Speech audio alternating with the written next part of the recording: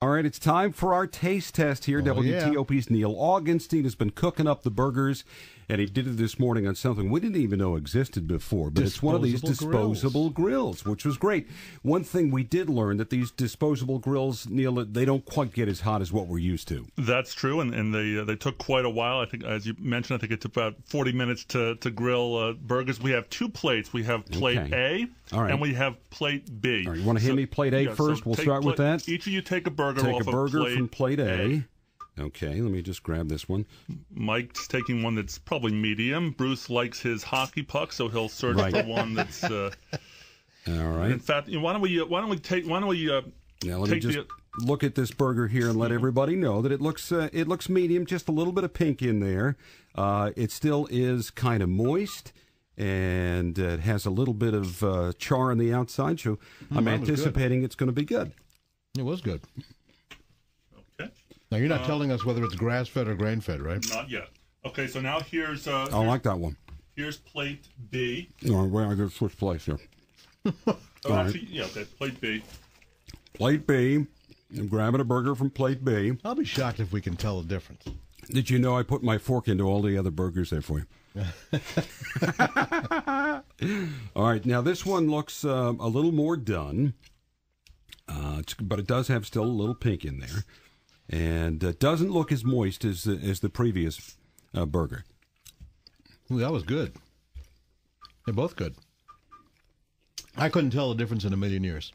You know, I'm thinking number 2 is grass-fed because it tastes less fatty. Is that correct, Neal? That is exactly right, Mike. The grass-fed is less fatty. Whoa. And you are absolutely right. From the three-point line. Hey, baby. I had a 50-50 chance, right? But, Bruce, you couldn't tell much difference? No, I couldn't tell the difference at all. But they're both good, aren't they? I might have to taste it again. Will you? Yeah. Now, when you were cooking these, did you notice any difference in how they cooked up and looked on the grill? Well, I was warned beforehand that the grass-fed should be cooked less because it's less fatty. I did find that the regular burgers did sort of sizzle a little bit more, and I'm assuming that was the fat that was doing that. You'll see that the ones from plate A, which were the regular burgers, they do have more of a char on them, right? Which some people like that. Yeah.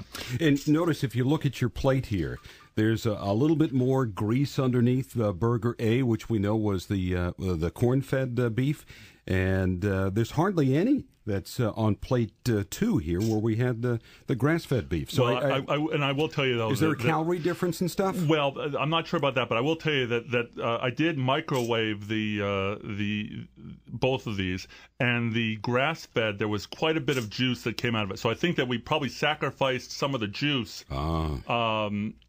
in this taste test. If we'd eaten them right when they were off the grill, I think that the grass-fed would have been juicier. So instead of au jus, it's no jus. There you go.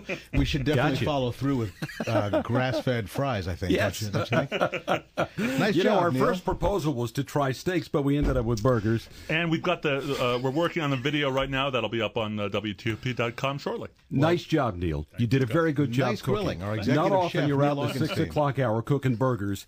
He's a good guy to do that. Do you know who was smelling the burgers? At 15 and 45 on WTOP. It was Dave Johnson who kept saying, boy, that smells pretty good out there. Well, I just want to say thanks. 16 years doing sports here. You finally get this place to smell like a ballpark. I've been waiting for this moment for 16 years, so it's pretty